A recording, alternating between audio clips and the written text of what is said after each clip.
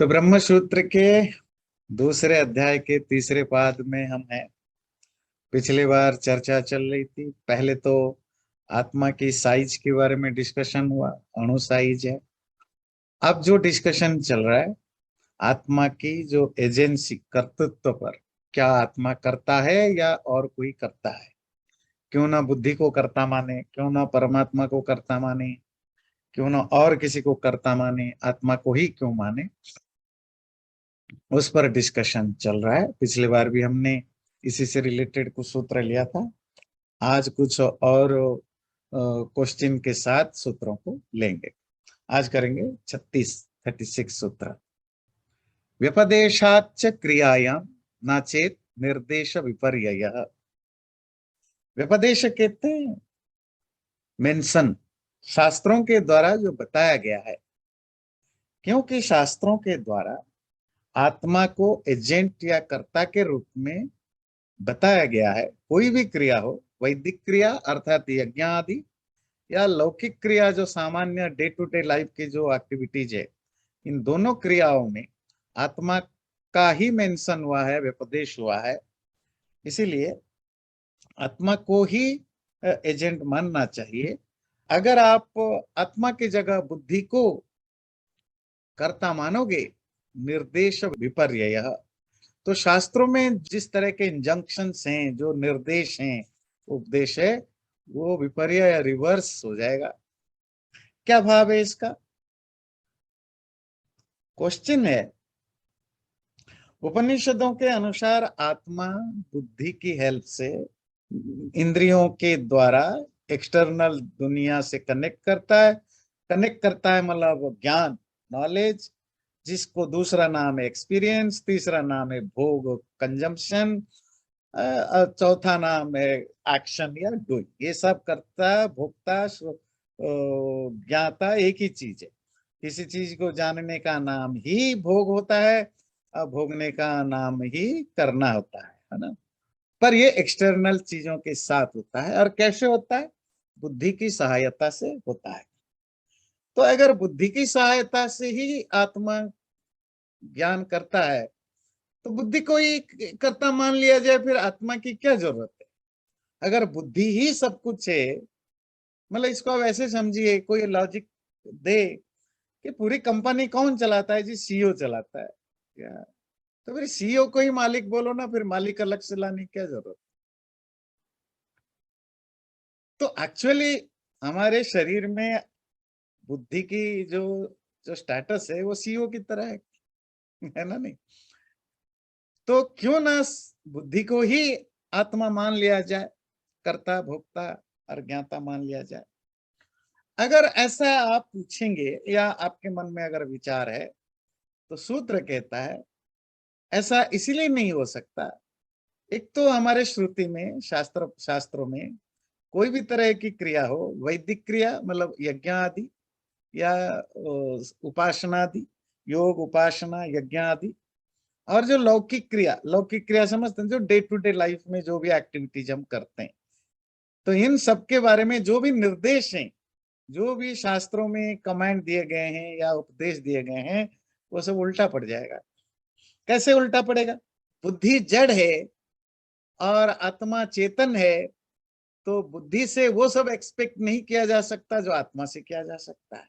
एक आधा उसके कुछ शास्त्रों का कोटेशन है जिसमें थोड़ी कंफ्यूजन है, उसको कोट करते हैं। तो तैत्तिरीय उपनिषद 2.5.1 में एक वाक्य आता है, विज्ञानम यज्ञम तनुते कर्माणि तनुते अपिच। वो जो विज्ञान है वो यज्ञ को फैलाता है, तनुते टू स्प्रेड, कर्माणि च तनुते, कर्मों को भी फैलाता है। कर्माणि मतलब डे टू डे लाइफ के कर्म, अरे यज्ञ मतलब जो वेद के द्वारा प्रिस्क्राइब जो कर्म, उसको यज्ञ कहते हैं।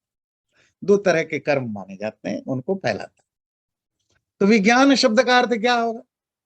नॉर्मली विज्ञान जो है वो बुद्धि का पर्यायवाची शब्द है, बुद्धि के लिए यूज होता है।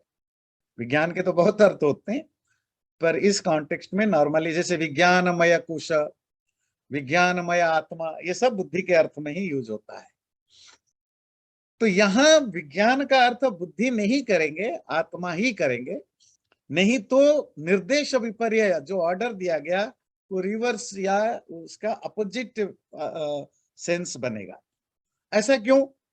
कि अगर शास्त्रकार का इंटेंशन होता है बुद्धि को डायरेक्ट करना, तो विज्ञान शब्द जो है वो प्रथमा एक वचन है नॉमिनेटिव केस में संस्कृत में, और वो कर्ता होता है।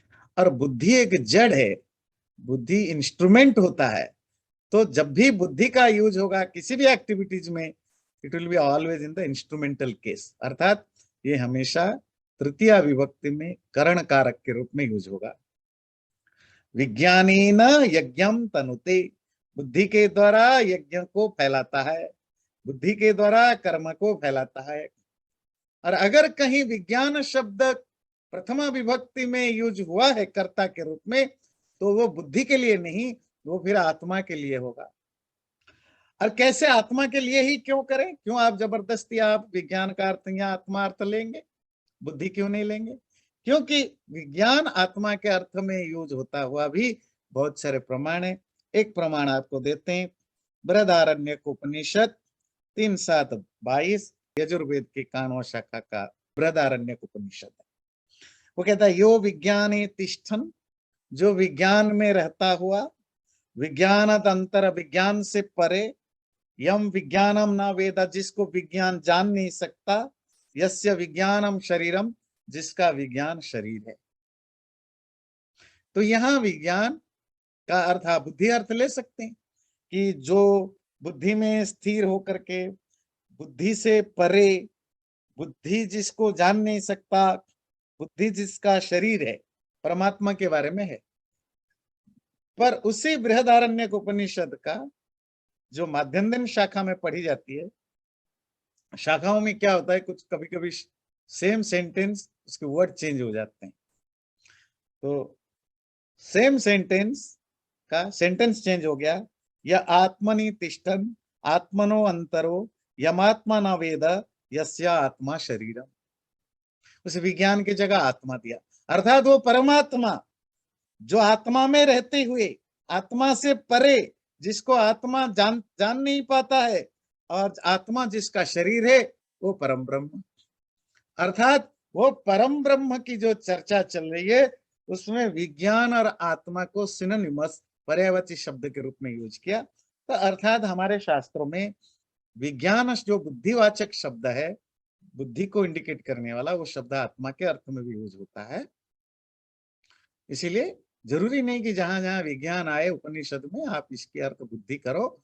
हाँ, जहां भी कोई एक्ट के कॉन्टेक्स्ट में बुद्धि शब्द आया, it should be in third case, तृतीय विभक्ति में होनी चाहिए करण कारक में।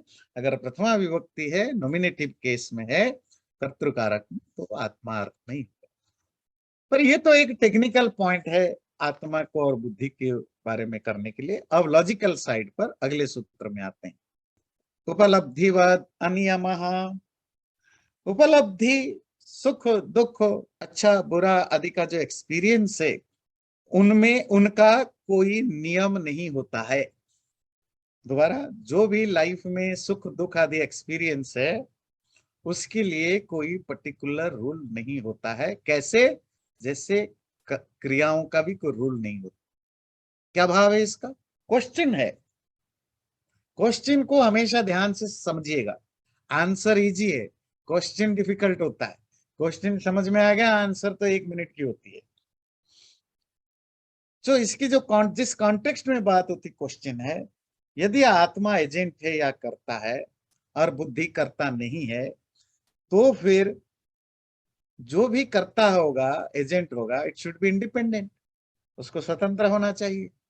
और जो स्वतंत्र होता है वो हमेशा सुख ढूंढता है, प्लीजेंट रिजल्ट चाहता है, और वो हमेशा अच्छा कर्म ही करेगा। बुरा क्यों करेगा? अच्छा कर्म करेगा, अच्छा, उसको अच्छा कर्म में इंटरेस्ट होगा, अच्छा फल में इंटरेस्ट होगा। आत्मा अगर इंडिपेंडेंट होता तो फिर वो अच्छा ही सोचता, अच्छा ही करता और अच्छा फल लेता। इतना बेवकूफ थोड़ा ही है। क्योंकि डे टू डे लाइफ में हम देखते हैं ऐसा नहीं होता है। व्यक्ति अच्छा भी करता है, बुरा भी करता है। अच्छा रिजल्ट भी मिलता है, बुरा रिजल्ट भी मिलता है। इसका अर्थ है तो आत्मा करता नहीं है, बुद्धि करता है। और आत्मा को अगर कर्ता मानेंगे भी, वो इंडिपेंडेंट नहीं है। और हमारे शास्त्रों में एक जनरल रूल है कि कर्ता, कर्ता समझते हैं ना, डूअर, एजेंट का डेफिनेशन में भी आता है कि इट शुड बी स्वतंत्र। स्वतंत्र मतलब इंडिपेंडेंट। इंडिपेंडेंट का मतलब free will and free act. He और she is too free to act and free to will. आजकल बड़ा शोर शराबा चलता है ना, फ्रीडम ऑफ स्पीच। तो हमारे यहाँ भी freedom of will, freedom of act का कॉन्सेप्ट है। कोई भी व्यक्ति, कोई भी चीज तब तक कर्ता नहीं कहला जा सकता जब तक उसमें ये दो चीजें प्रूवन ना हो कि वो फ्री है सोचने की, इच्छा करने की, और फ्री है उसको पाने की, करने की। अगर उसमें वो फ्रीडम नहीं है तो वो कर्ता नहीं हो सकता। पिछले बार डिस्कस कर रहे थे, जैसे कोई दास हो, स्लेव हो, कोई किसी के अंदर नौकरी करता हो, सबोर्डिनेट हो, जो बांध के रखा गया हो जेल में, वो फ्री विल उनकी नहीं होती है। अब फ्री टू एक्ट नहीं, फ्रीडम फॉर द एक्ट नहीं होता है, इसलिए वो कर्ता नहीं हो सकते। तो वो जो कुछ भी करेंगे उसका रिजल्ट उनको नहीं, उनके मालिक को जाएगा हमेशा। डोमेस्टिक एनिमल के साथ भी यही होता है। जो तलवार, धनु, मिसाइल हम चलाते, लोग तो तलवार मारता है लोगों को, या जो हत्या है वो तलवार से होता है, मिसाइल से होता है, बंदूक से होता है। तो सजा व्यक्ति को क्यों मिलता है?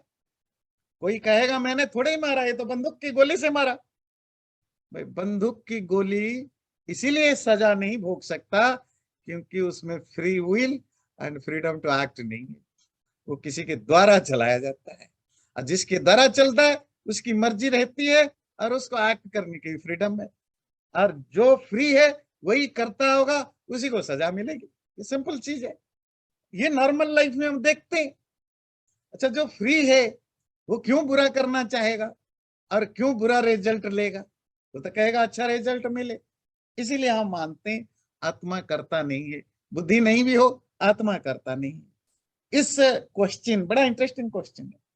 इस क्वेश्चन को आंसर देने के लिए सूत्रकार कहता है ऐसा कोई नियम नहीं है, इस तरह का कोई प्राकृतिक नियम नहीं है कि जो स्वतंत्र हो हमेशा अच्छा ही सोचता है या अच्छा ही करता है या अच्छा फल ही मिलता है।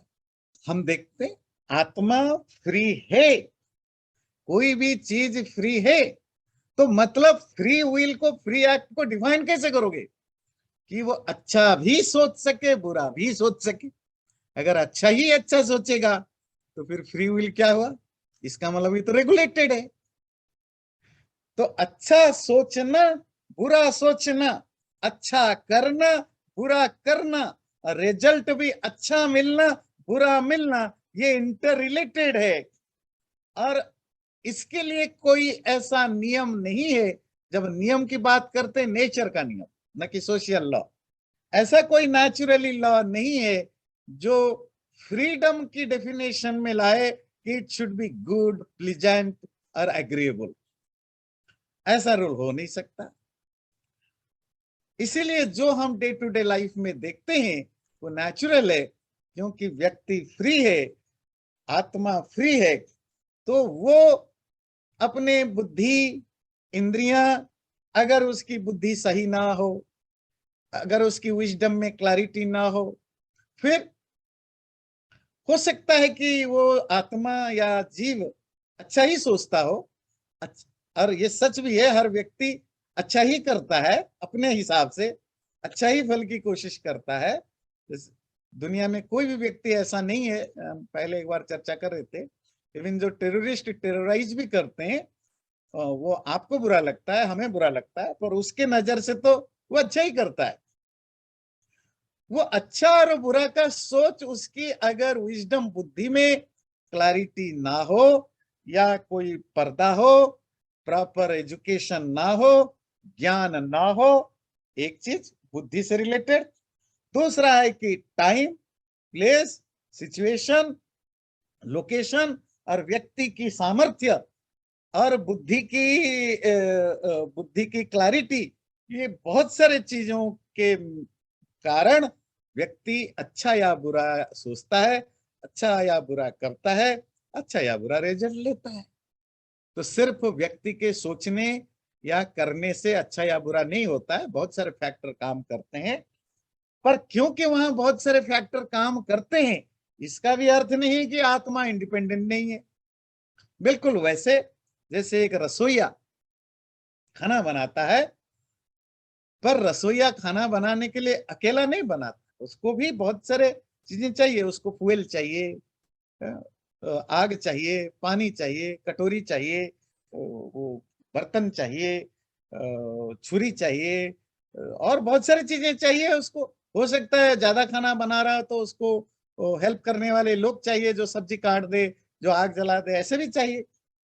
पर इसका अर्थ नहीं है कि रसोईया की जो रसोई करने का क्रेडिट कोई छीन सके।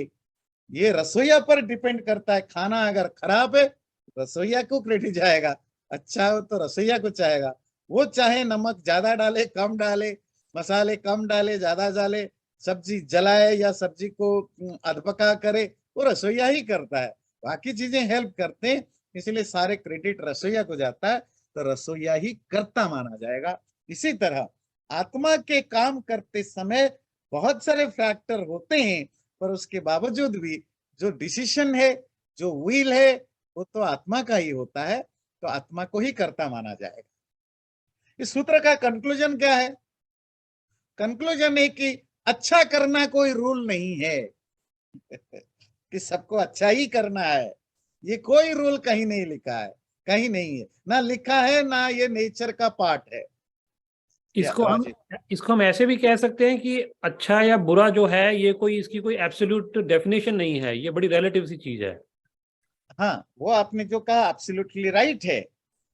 पर यहाँ जो जो सूत्रकार के सामने जो प्रश्न है, या जिसका वो अपने आप अज्यूम करते हैं कि जो इंडिपेंडेंट है उसको तो हमेशा अच्छा ही फल चाहिए होगा, बुरा क्यों सोचेगा? कोई कोई बेवकूफ गधा थोड़ी है कि कहेगा नहीं मुझे कोई डंडा मारे, मैं गिर जाऊं, मुझे बीमारी पड़े, ऐसा तो कोई चाहेगा नहीं।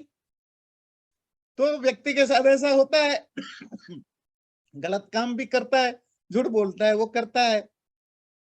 तो जो इंडिपेंडेंट है वो क्यों चाहेगा कि गलत करे? तो सूत्र सिर्फ इतना कहता है, भाई इंडिपेंडेंट व्यक्ति अच्छा ही सोचे या अच्छा ही बोले, ऐसा कोई रूल नेचर का या कहीं का है? कहीं नहीं है। वो अलग बात है, अच्छा बुरा का क्या डिफाइन करेंगे। इवन अच्छा बुरा को आप डिफाइन कर भी दो, is there any particular universal law that everyone is doing good or has to do the good? No, there is no that kind of law. Nature में ऐसा नहीं है, ऐसा कोई कोई विधि विधान, कोई नियम कानून नहीं है कि हर इंडिपेंडेंट जो होगा वो अच्छा ही करेगा। इंडिपेंडेंसी के साथ गुडनेस का कोई रिलेशनशिप नहीं है। सूत्र का पॉइंट ये है। अब थोड़ी सी लाइट ये में भी देखिए, पॉलिटिक्स में भी आए। दुनिया में जो भी देश इंडिपेंडेंट हुए कॉलोनी से वो सब आगे जाकर के अच्छे देश नहीं बने। उनमें बहुत सारे सोसाइटी कोलैप्स हुए। जब आज भी 50 साल से, 60 साल से, 70 साल से, 80 साल से ऐसे बहुत सारे देश हैं जो इंडिपेंडेंट होने के बाद बहुत आगे बढ़ गए। बहुत सारे देश हैं आज उससे और खराब हालत में चले गए। बात समझ में आती है? तो इंडिपेंडेंसी के साथ अच्छा होना कोई कोई लॉ नहीं है। ये पॉइंट, किसी को कुछ कमेंट करना है तो कर सकते हैं, अगर कोई और क्लैरिटी लाना चाहते हैं या कुछ और कोई एस्पेक्ट रखना चाहते हैं। तो मैं अगला सूत्र लेता हूं। शक्ति विपर्ययात। शक्ति मतलब पावर, एबिलिटी, क्षमता।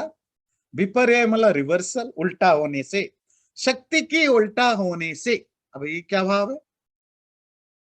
बुद्धि को कर्ता नहीं मान सकते क्योंकि इससे जो शक्ति है, जो सामर्थ्य, जो एबिलिटी है, वो रिवर्स हो जाएगा। रिवर्स कैसे होगा? बुद्धि इंस्ट्रूमेंट है आत्मा का एक्सपीरियंस करने के लिए, मतलब एक्सटर्नल वर्ल्ड से कनेक्ट करने के लिए, कर्ता के रूप में, ज्ञाता के रूप में, भोक्ता के रूप में, दिसवी रूप में। आत्मा में जो भोगने की, करने की, जानने की सामर्थ्य है, अगर आप बुद्धि को कर्ता मानोगे तो रिवर्स क्या होगा? तो बुद्धि कर्ता बन जाएगा। तो बुद्धि जब कर्ता बनेगा तो भोगने की, करने की, जानने की जो पावर है वो बुद्धि के पास है। आप कहेंगे होने दो, प्रॉब्लम क्या है? प्रॉब्लम ये नहीं है। प्रॉब्लम है जो एक जनरल रूल है, यूनिवर्सल रूल, जो भी डूअर होता है, कर्ता होता है, वो कभी भी डायरेक्ट किसी चीज को नहीं करता, ना खाता, ना जानता। वो हमेशा साधनों के द्वारा, इंस्ट्रूमेंट के द्वारा ही करता है। बिना इंस्ट्रूमेंट के वो नहीं कर सकता। अगर बुद्धि को कर्ता मानोगे तो फिर उसकी इंस्ट्रूमेंट कौन बनेगा? किसी और बुद्धि को लाओगे उसकी जगह, तो वो जो कर्तृत्व का रिवर्स होगा। जो इंस्ट्रूमेंट है वो कर्ता बन जाएगा, मतलब डूअर बन जाएगा। फिर इंस्ट्रूमेंट, अब तो इंस्ट्रूमेंट वैक्यूम हो गया। आत्मा कर्ता होने पर भी अपने आप तो नहीं करता था, इंस्ट्रूमेंट के द्वारा करता था। अगर आत्मा को आप कहोगे कि बिना इंस्ट्रूमेंट काम करता है, तो उसमें क्या प्रॉब्लम होगा? पिछले बार हम डिस्कशन कर रहे थे। तो मतलब आत्मा डायरेक्ट इंद्रियों के कनेक्शन में रहेगा, 24 आवर रहेगा। बुद्धि और मन अगर हट जाए तो दो प्रॉब्लम होंगे। पिछले बार पढ़ा था क्या? पहला, आपको 24/7 ज्ञान होता रहेगा, या 24/7 ज्ञान नहीं होगा। या तो अगर आत्मा में ज्ञान करने की एबिलिटी है तो 24/7 चलता रहेगा, और अगर नहीं है 24/7 ज्ञान होगा ही नहीं। क्योंकि आत्मा कॉन्स्टेंटली इंद्रिय के टच में है, और इंद्रिय बाहरी दुनिया से कनेक्ट करता है। 24 घंटे इंद्रिय बाहरी दुनिया से किसी ना किसी कनेक्शन में रहते हैं, ज्ञान होगा। पर हम देखते हैं इंद्रियों का एक्सटर्नल चीजों के साथ कनेक्शन होने पर भी हमें कांस्टेंट ज्ञान नहीं होता है। इवन आप बाहर बैठे हो, पेड़ पर आपकी आंखें हैं, तो भी पेड़ का ज्ञान नहीं हो रहा है, क्योंकि आपका माइंड और कहीं है, आपकी बुद्धि में और कुछ खराबी है या कुछ गड़बड़ है। इसी तरह अगर बुद्धि को आप आत्मा की जगह ले आओगे तो फिर बुद्धि के साथ वही प्रॉब्लम होगा। इसलिए आप वहां जरूरी है कि कोई इंस्ट्रूमेंट हो जो प्रोसेस करता हो। अगर बुद्धि ही प्रोसेसर को ही आप कर्ता मानोगे तो फिर उसकी चेतनता, प्रोसेसर सब एक साथ नहीं हो सकते, तो आपको दूसरे किसी इंस्ट्रूमेंट को मानना पड़ेगा। और जो आत्मा के होने पर जो जो स्मृति के रूप में हमारे सामने आता है, जिसको कहते हैं अहम भाव, मतलब हिंदी में अहम भाव तो मतलब एरोगेंसी होता है, पर फिलोसफी में अहम भाव मतलब जो आईने से, मैंपन, ईगो कॉन्शस। आप आसानी से बोल सकते हो कि मैं जा रहा हूं, मैं खा रहा हूं, मैं पी रहा हूं, मैं सो रहा हूं, मैं हूं, मुझे दर्द है। ये आप कैसे कन्वे करते हो? जब आप आइडेंटिफाई करते हो आत्मा और बुद्धि की कॉम्बिनेशन को ही, कॉम्बिनेशन से जो स्थिति बनती है, जो स्टेटस बनता है, उसी को हम जीव कहते हैं, लाइफ कहते हैं, उसी को ईगो कॉन्शियस कहते हैं, अहम भाव, अहंकार कहते हैं। और उससे होता क्या है? आप practically day to day life में अपने आप के साथ डील कर सकते हो। तो फिर बुद्धि में अहम भाव आना चाहिए। मैं हूं, जो भी हूं वो बुद्धि में होना चाहिए। और बुद्धि जड़ होने से बुद्धि में अहम भावता का एबिलिटी, सामर्थ्य कैसे आएगा? तो सब चीजें रिवर्स मोड में जाएगा।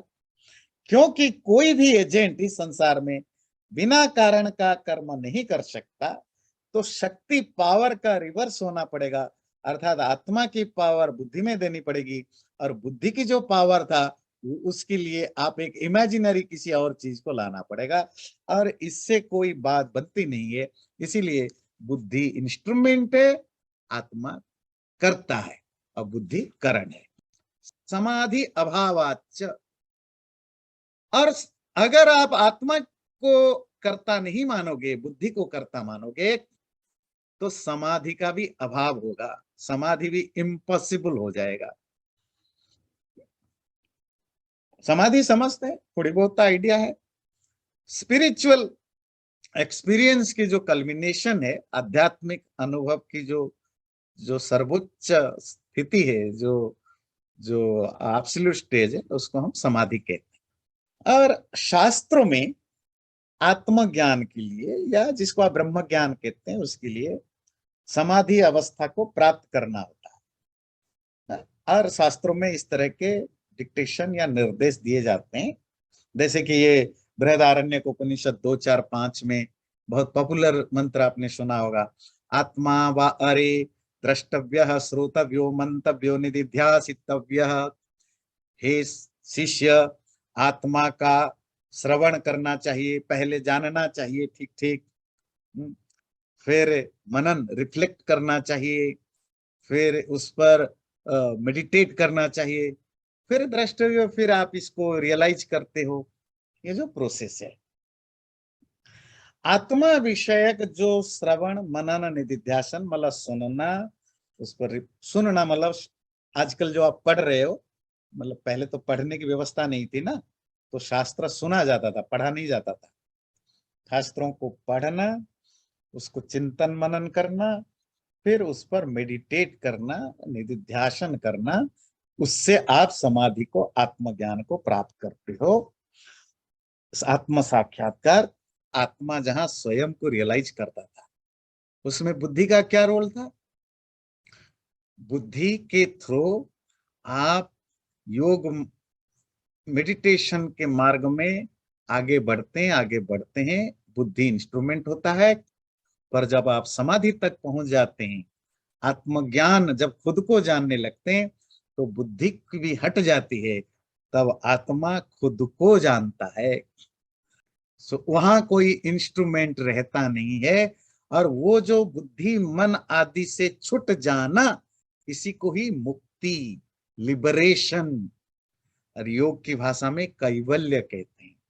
कैवल्य का मतलब होता है केवल का भाव। केवल का वही अर्थ है जो हिंदी में आप दुकान में देखते हैं, केवल 5 रुपए 99 पैसे, मतलब सिर्फ 5 रुपए 99 पैसे। अंग्रेजी में आप दुकान में देखते हैं ओनली 5.99, ओनली। केवल का अर्थ वही ओनली है, कैवल्य ओनलीनेस। ओनलीनेस मतलब इससे पहले क्या था? इससे पहले जिसको हम आत्मा कहते थे, वो 22 कैरेट था, सोना था, 16 कैरेट सोना था, 14 कैरेट सोना था, मतलब वो गोल्ड तो था, उसमें और बहुत सारी चीजें मिले हुए थे। कैवल्य क्या है? ये 24 कैरेट सोना, शुद्ध सोना, उसमें कोई किसी तरह की मिलावट नहीं, ना बुद्धि मन कुछ भी नहीं, ऐसा एब्सोल्यूट 24 कैरेट सोना, किसी भी तरह की कोई केमिकल, कोई दूसरा मेटल मिला नहीं। तो यहाँ कोई बुद्धि मन और कुछ नहीं। उस स्टेट को हम समाधि, असंप्रज्ञात समाधि कहते हैं। और वो क्या है? स्टेट ऑफ सेल्फ रियलाइजेशन, उसी को आत्मज्ञान और ब्रह्म ज्ञान कहते हैं। वहां बुद्धि नहीं होती है। अगर आप आत्मा को कर्ता नहीं मानोगे, बुद्धि को कर्ता मानोगे, तो समाधि के नाम का कोई चीज तो होगा नहीं, क्योंकि समाधि में बुद्धि का कोई रोल नहीं होता है, वो तो बुद्धि के बिना होती है। समाधि बुद्धि के बिना अचीव करने का नाम है। और आपने बुद्धि को करता इसीलिए माना क्योंकि आप कह रहे थे कि आत्मा बुद्धि के द्वारा ही सारा काम करता है, इसलिए बुद्धि को ही करता मान लो। द प्रॉब्लम है कि आत्मा तो समाधि में बुद्धि के बिना भी काम करता है। और हमारे शास्त्रों में समाधि के बारे में जो निर्देश या जो जो भी हमें ज्ञान दिया है, उपदेश दिया है, वो सब बेकार हो जाएगा। तो आत्मा लौकिक व्यवहार में आत्मा खुद करता है बुद्धि के साथ, और स्पिरिचुअल प्रैक्टिस में आत्मा खुद करता है बुद्धि के साथ, समाधि अवस्था में आत्मा खुद ही करता है बुद्धि के बिना। अर्थात तीनों लेवल पर, वो डे टू डे लाइफ की एक्टिविटीज हो या स्पिरिचुअल प्रैक्टिस हो या स्पिरिचुअल प्रैक्टिस की जो कल्मिनेशन है, तीनों स्टेज में आत्मा तो रहता है, पर बुद्धि दो जगह रहती है, तीसरी जगह तो बुद्धि भी नहीं है। तो बुद्धि को कर्ता मानोगे फिर समाधि का कोई सेंस नहीं बनता, आत्मज्ञान ब्रह्म ज्ञान ये सब यूजलेस हो जाएंगे। इसीलिए आत्मा को ही कर्ता मानना पड़ेगा, बुद्धि को नहीं मान सकते। बात क्लियर हुई ये वाली? ये बड़ा इंटरेस्टिंग आर्गुमेंट है। यथा च तक्षोभयथा, यथा जैसे, तक्षा वो हिंदी में बढ़ई कहते हैं ना, जो लकड़ियों का काम करते हैं, कारपेंटर। उभयथा जैसे कोई बढ़ई या कारपेंटर दोनों तरीके से कारपेंटर होता है, उसी तरह। अब ये सूत्र क्या बोलना चाहता है, प्रश्न को समझिए, प्रश्न महत्वपूर्ण है। क्वेश्चन है पूर्व पक्ष का, चलो भाई जीवात्मा को आप कर्ता मान बैठते हैं, सपोज हम मान गए मतलब नहीं कि we are agree with you, suppose है ना, आत्मा करता है, तो फिर आत्मा तभी करता होता है जब वो बुद्धि मन या सेंसेस इंद्रिय इनके साथ कनेक्टेड होता है। तो वो जो भी वैदिक कर्म हो, यज्ञ आदि, या लौकिक कर्म आम व्यवहार में जो कर्म है, उन सब चीजों को करता है। क्योंकि वो करता है इसीलिए उसको कर्ता कहते हैं, because he is doing all this things, that's how he is called doer. और वो डूइंग कैसे करता है, मन बुद्धि और इंद्रियों के साथ कनेक्टेड होकर करता है। पर जब सुषुप्ति में है, उस समय माइंड, इंटेलेक्ट, सेंसेस, इनका तो कोई काम नहीं है, इनका कोई कनेक्शन नहीं होता है आत्मा के साथ। और आत्मा कुछ, और जब कनेक्शन नहीं है तो कुछ करता नहीं है सुषुप्ति में। इसी तरह जब ब्रह्म साक्षात्कार करता है या आत्म साक्षात्कार, साक्षात्कार समझते हैं ना, सेल्फ रियलाइजेशन, जब वो रियलाइजेशन स्टेज पर होता है तो भी सेंसेस, बुद्धि, मन ये भी नहीं होते हैं, तो उस समय भी आत्मा कुछ करता धरता नहीं है। और मोक्ष अवस्था में जब वो लिबरेटेड हो जाता है, शरीर से छूट जाता है, तो भी वो कुछ करता नहीं है। तो इसका मतलब है कि आत्मा का जो कर्तृत्व है, जो एजेंसी है, वो सिलेक्टिव है। मतलब मोक्ष में, सुषुप्ति में और साक्षात्कार स्टेज में जब वो रियलाइज करता है, इस स्टेज में आत्मा करता नहीं है, बाकी नॉर्मल लाइफ में करता है। यह आप मानेंगे? पूर्व पक्ष का क्वेश्चन समझ में आया? मैं करता मतलब आपको कुछ करना पड़ेगा ना। आप जब कुछ करते हैं, कैसे करते हैं, मन बुद्धि और इंद्रियां इनसे कनेक्टेड होते हैं, तभी आप कुछ करते हैं। और इन तीनों अवस्थाओं में ये तीनों से आत्मा का कनेक्शन नहीं होता, और वैसे भी आत्मा कुछ करता नहीं है। तो आप इस समय इनको मानिए कि ये आत्मा करता नहीं है, मतलब वो सिलेक्टिवली कभी करता है कभी अकरता है, ऐसा मानेंगे? तो सूत्रकार कहता है नहीं, ऐसा नहीं हो सकता। क्यों? एग्जाम्पल दिया, वो एग्जाम्पल देखिए क्या दिया, यथाच तक्षा, जैसे कोई तक्षा होता है। तक्षा क्या होता है, उभयथा, दोनों प्रकार से। सूत्र से आप समझ नहीं पाएंगे। तक्षा कहते हैं जो लकड़ियों को पॉलिश करता है, काटचीट करता है, बढ़ई या कारपेंटर। अच्छा, एक बढ़ई या कारपेंटर अभी बैठ के लकड़ी का काम कर रहा है, तो आप इसको कारपेंटर कह रहे। अच्छा, थोड़ी देर के लिए वो लंच में गया, तो क्या आप कारपेंटर नहीं बोलोगे? अभी वो सोने पर गया, 2 दिन आप काम नहीं करेगा, रेस्ट करेगा, तो क्या आप उसको बढ़ाई या कारपेंटर कहना बंद कर दो? नहीं ना। कारपेंटर लकड़ी का काम करता हुआ भी कारपेंटर है, लकड़ी का काम ना करते हुए भी कारपेंटर है। उसमें वो पोटेंशियल है कि वो कर सकता है, नहीं करता है उसकी मर्जी है। मतलब ये तो वेदांत ने एक एग्जांपल दिया, आप डे टू डे लाइफ में देखिए, क्या एक व्यक्ति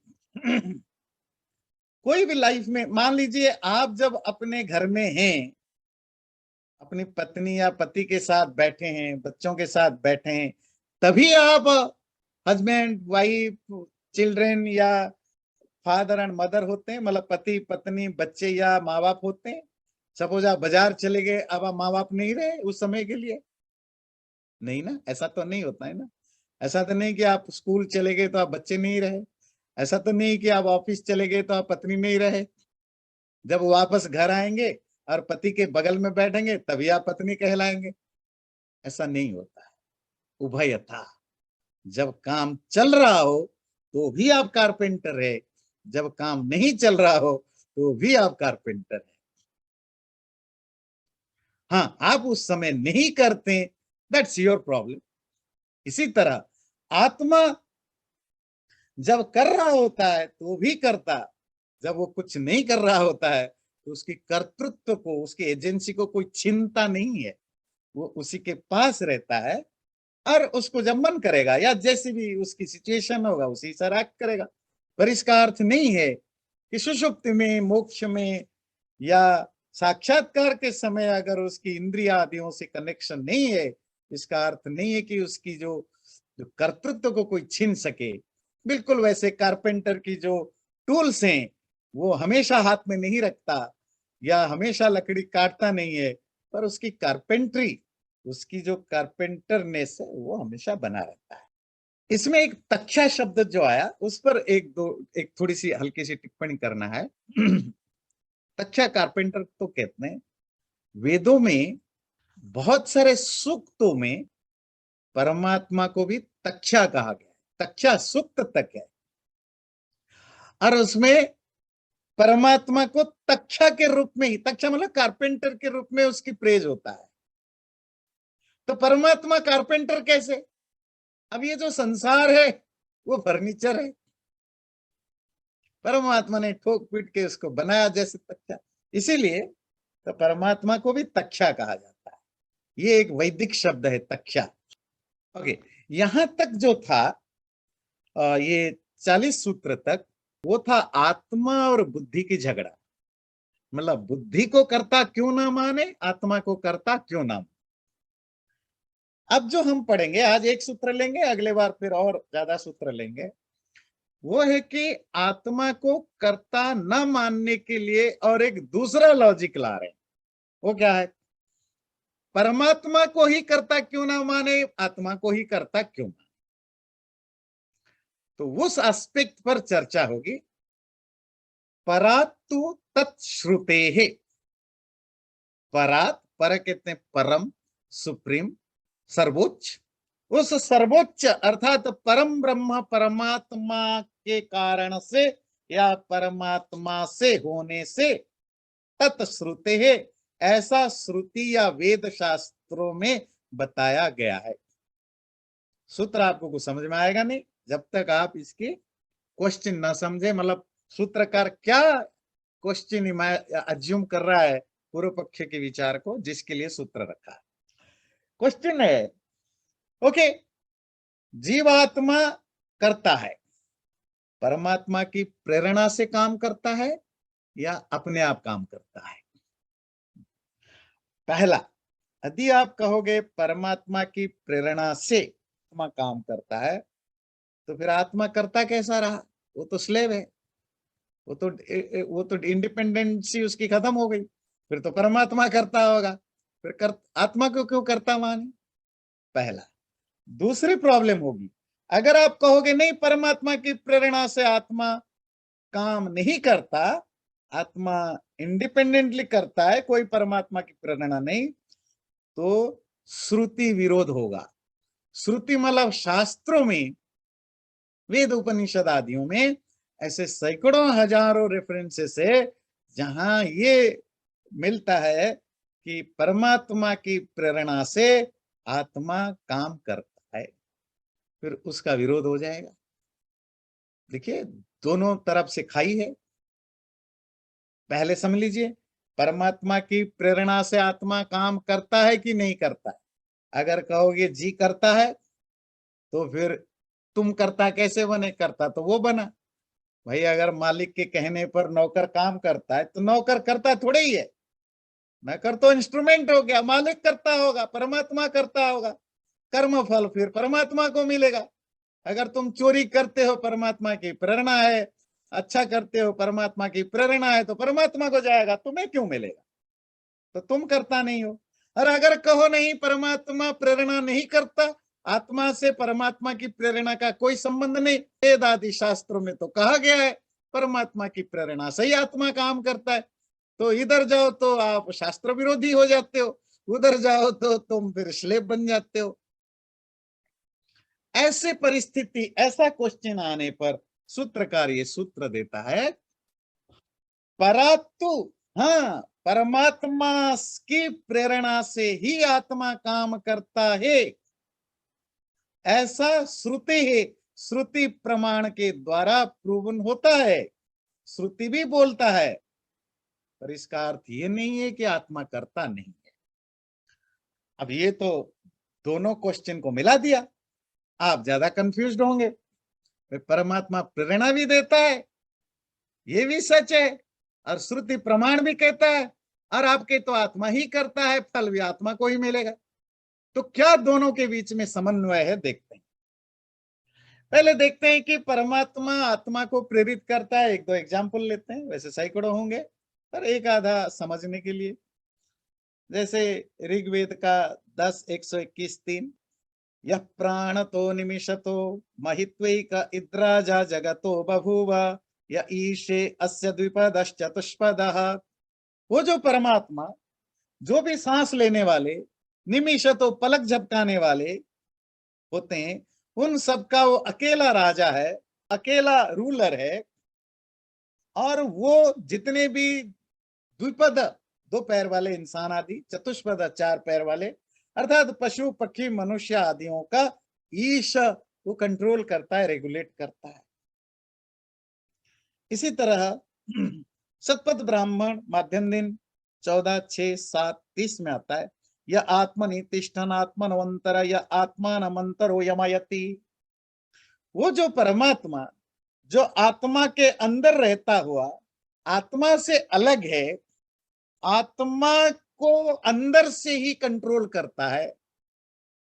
इसीलिए परमात्मा का दूसरा नाम क्या है? अंतर्यामी।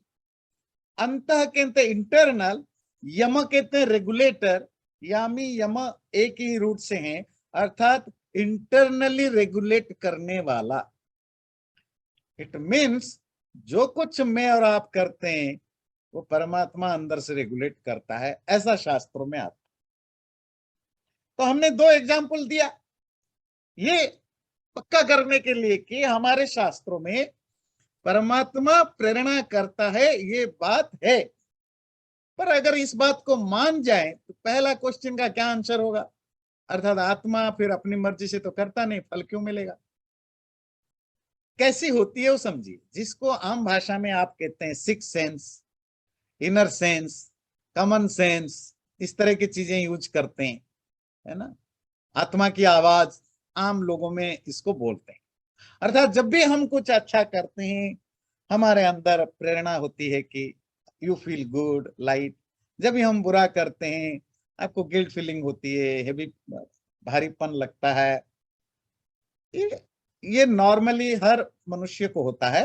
हाँ, आप कहेंगे कि जब हम ब्रेन वॉश होते हैं, या हमारी एक प्रॉपर वे में ब्रेन ट्रेनिंग होती है, कल्चरली, रिलीजियसली, सोशियली जब होती है, तो हमें कुछ चीजें जो मुझे बुरा लगता है आपको नहीं लगता है, जो जो चीजें मुझे अच्छा लगता है आपको नहीं लगता, ऐसा होता है।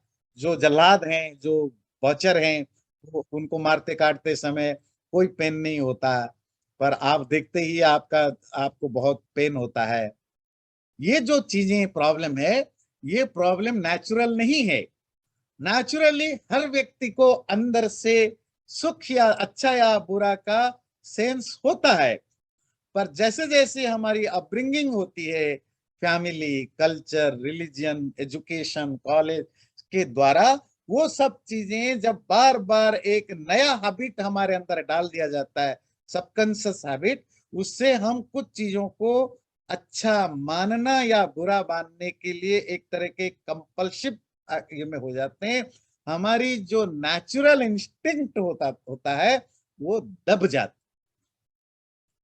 और अगर उसको हम रिवर्स भी कर सकते हैं, अगर वो व्यक्ति एक एग्जांपल लेते हैं हिस्टोरिकली, जैसे अंगुलीमाल था, बुद्ध और अंगुलीमाल की स्टोरी पढ़ी सुनी है ना। तो अंगुलीमाल डाकू था और उसको मजा आता था क्या ना, वो डाकूगिरी करने में मजा नहीं आता था, वो जो भी जंगल में अकेला मिल जाए या मिल जाए उसको मार के उसकी अंगुलियां काटता था, अंगुली फिंगर्स को काट के माला वाला के पहनता था, तब उसको मजा आता था। आपको मजा आएगा, आप तो हार्ट अटैक हो जाएगा ये देखकर ही, पर उसको मजा आता था। और उसको अकेला नहीं आता है। आज भी दुनिया में करोड़ों लोग अंगुलीमाल की तरह है जो ह्यूमन ट्रैफिकिंग करते हैं, जो छोटे छोटे बच्चों को सेक्स मार्केट में ले जाते हैं, जो स्लेव बनाते हैं।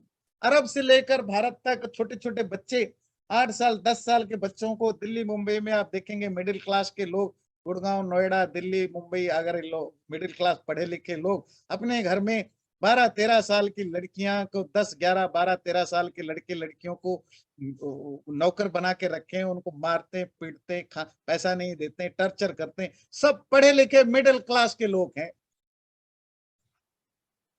ये अंगुलीमालों से कम नहीं है ये लोग। और ये इंडिया की बात कर रहा हूं, वो तो आप दुनिया में हर जगह मिलेगा।